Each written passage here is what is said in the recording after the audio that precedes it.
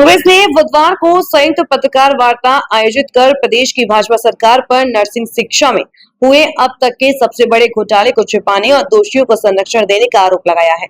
पत्रकार वार्ता को कांग्रेस मीडिया विभाग के अध्यक्ष डॉक्टर मुकेश नायक की उपस्थिति में कांग्रेस प्रवक्ता विवेक त्रिपाठी, एनएसयूआई प्रदेश उपाध्यक्ष रवि परमार एवं एनएसयूआई भोपाल जिला अध्यक्ष अक्षय तोमर ने संबोधित किया। कांग्रेस ने दावा किया कि भाजपा के शासन में पहली बार ऐसा होगा जब सैकड़ों शासकीय नर्सिंग कॉलेज मान्यता से वंचित हो जाएंगे, क्योंकि अधिकांश कॉलेजों में स्टाफ और बुनियादी ढांचा मानकों के अनुरूप नहीं है।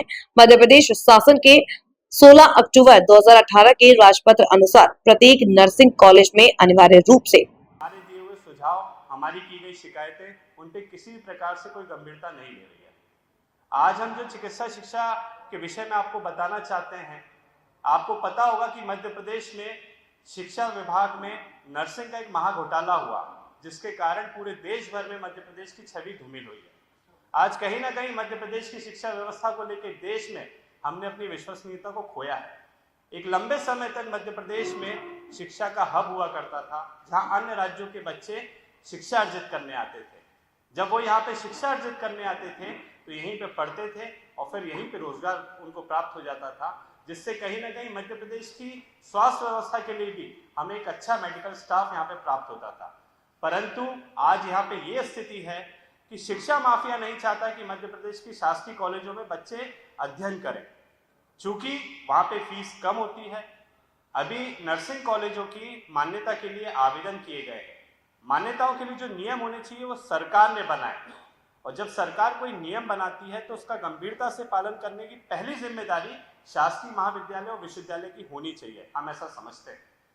जिस तरीके से आज शासकीय महाविद्यालय, नर्सिंग महाविद्यालयों के लिए आवेदन किया गया है, उसमें कुछ त्रुटियां हैं, जिसकी जांच हमारे एनएसयूआई के साथी रवि परमार और अक्षय तोमर जी ने की थी।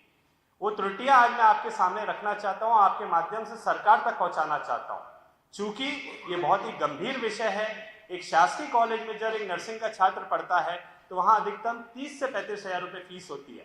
परंतु अगर उस शासकीय महाविद्यालय की मान्यता चली जाए तो मजबूरन इन छात्रों को प्राइवेट कॉलेज की ओर रुख करना पड़ेगा, जहां की फीस लगभग 70 हजार रुपये से 1 लाख होती है, दुगनी, लगभग दुगनी। तो निश्चित ही ये गरीब बच्चा, उसके पास कोई मैं समझता हूँ रास्ता नहीं बचता, या तो वो शिक्षा को छोड़ देता है या नर्सिंग की जगह और कोई छोटे मोटे कोर्स करता है। जिस प्रकार से शिक्षा माफिया शासकीय महाविद्यालयों को, शासकीय विश्वविद्यालयों को खत्म करने का यहाँ पे कार्य कर रहा है और पूरी तरीके से भाजपा सरकार उसमें उनका सहयोग कर रही है, तो ये कहीं ना कहीं भाजपा सरकार की कथनी और करनी में अंतर दिखाता है। मुख्यमंत्री महोदय भी कुछ दिनों पूर्व एक मेडिकल कॉलेज का उद्घाटन कर रहे थे। वहां पे वो बड़ी बड़ी बातें कर रहे थे कि अगले 5 साल के अंदर मध्य प्रदेश में 50 से ज्यादा मेडिकल कॉलेज को खोलने की बात कर रहे थे। तो ये कथनी सुनने में तो बहुत अच्छी लगती है। मध्य प्रदेश का नागरिक हो तो बहुत अच्छा लगता है सुनने में कि अब हमारे प्रदेश में 50 से ज्यादा मेडिकल कॉलेजेस खुलेंगे, सीटें बढ़ेंगी, नया मेडिकल स्टाफ आएगा। परंतु करने क्या है? आज ये मध्य प्रदेश का दुर्भाग्य है। यहाँ का एक मेडिकल कॉलेज, गजराज मेडिकल कॉलेज, उसकी मान्यता चली जाती है। ये किसकी गलती है? ये भाजपा सरकार की गलती है। आज आने वाले समय में जो छात्र ये सपना देख रहे हैं कि वो मध्य प्रदेश के शासकीय नर्सिंग कॉलेजों में पढ़ाई करेंगे, शिक्षा अर्जित करेंगे, सस्ती शिक्षा होगी, गुणवत्तापूर्ण शिक्षा होगी, तो उनको कहीं ना कहीं उनके भविष्य के साथ में खिलवाड़ करने का कार्य यहाँ पे भाजपा सरकार कर रही है। हमारे साथी रवि परमार ने इस पूरे मामले को बहुत ही बारीकी से इसमें अध्ययन किया है, और इसमें जो त्रुटियां हैं वो मैं उनसे अनुरोध करूंगा कि आपके माध्यम से सरकार तक पहुंचाए। चूंकि वो बार बार शिकायतें कर रहे हैं, परंतु सरकार उस शिकायतों को गंभीरता से नहीं ले रही है, जो ये स्पष्ट रूप से उजागर करता है कि सरकार शिक्षा माफियाओं के हित में कार्य करना चाहती है, ना कि छात्रों के।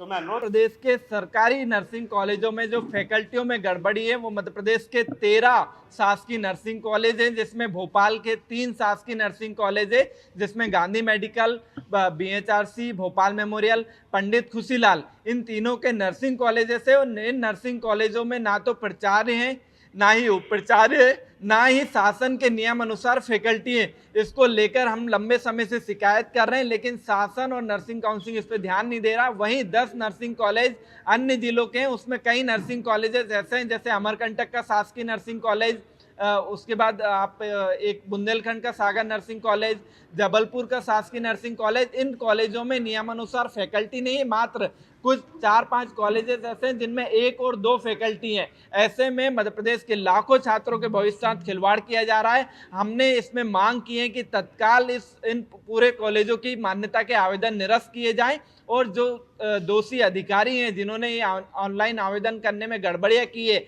और कॉलेजों में आज तक योग्य फैकल्टी नियुक्त नहीं किए, उन पर कार्रवाई की जाए। वहीं जिस तरह से मध्य प्रदेश में नर्सिंग घोटाला हुआ था, उसके सीबीआई द्वारा डिफिशिएंट जो कॉलेजेस बताए गए थे उनके लिए एक हाई लेवल कमेटी बनाई गई थी। उस कमेटी में रिटायर्ड आईएएस राधेश्याम जुलानिया को रखा गया था। उस कमेटी द्वारा पूरी तरह से गड़बड़ी की गई है। हमने शासन से मांग की है कि उस कमेटी की सूक्ष्म जांच की जाए, उसके पूरे एक एक दस्तावेजों की फॉरेंसिक जांच कराई जाए कि इनने किस आधार पर सुटेबल किया है, उसकी भी हमने मांग की है। और जल्दी इस पूरे मामले को लेकर हम माननीय उच्च न्यायालय में जाएंगे और पूरी तरह से मध्य प्रदेश में चल रहे 50% फर्जी नर्सिंग कॉलेज जिनमें फैकल्टियों में फर्जीवाड़ा हुआ है, उसको भी हम आपके सामने लेकर आएंगे।